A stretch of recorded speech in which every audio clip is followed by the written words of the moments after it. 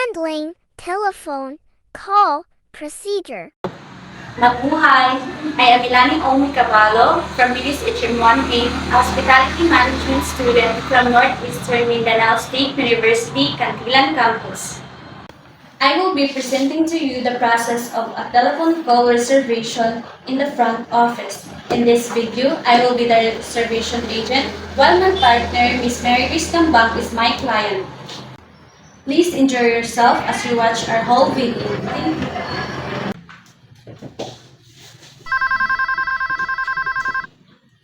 Good morning, Sunrise Inn Reservation. This is Melanie speaking. How can I help you?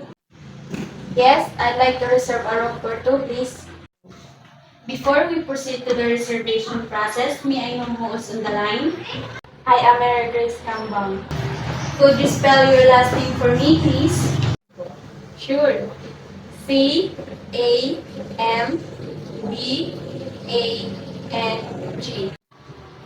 Thank you for that information, Ms. Cambang. May I know which date you would like to make the reservation? I'm planning to visit Sunrise Inn on 25th until 27th of May. Do you have any vacancy? Yes, we have several rooms available for that particular days. May I know what type of room, Ms. Cambang, you would like to stay? Do you have any premier room? I'm sorry to inform you, Ms. Cambang, but all our premier rooms have been booked on the 25th of May. How about a deluxe room instead? We can transfer you once there is availability. Okay, that is fine. Perhaps you didn't know that we have a new room rates. Do you find that acceptable, Ms. Cambang? Please tell me a price so that I can make a decision. For a deluxe room, we have it 6,405 Ms. Cambang per room per night. That's a reasonable price. Now, as for the room, Ms. Cambang, do you prefer a smoking or non-smoking? Definitely non-smoking. I can handle that smell. Non-smoking. Now, is a queen size bed okay? A queen sounds great.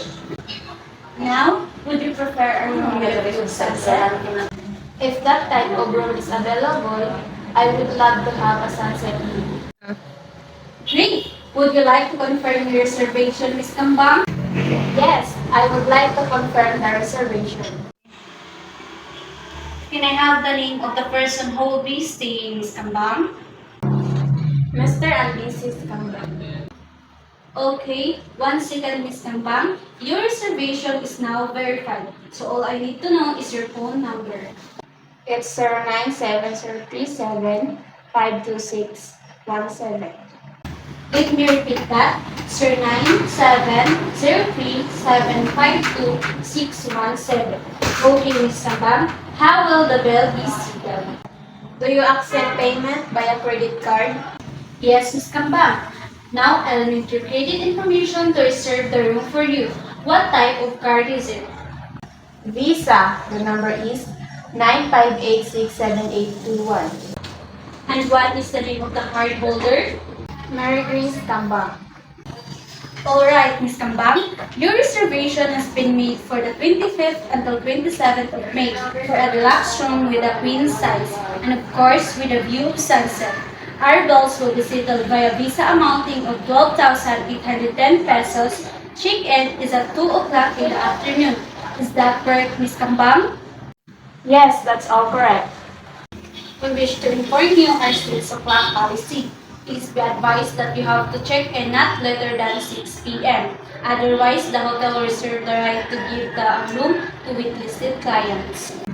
Noted. Thank you for informing me. Pleasure. Is there anything I can do for you, Ms. Cambang? No, thank you. That will be all. Thank you, Ms. Cambang, for calling. We'll see you in May. Have a nice day.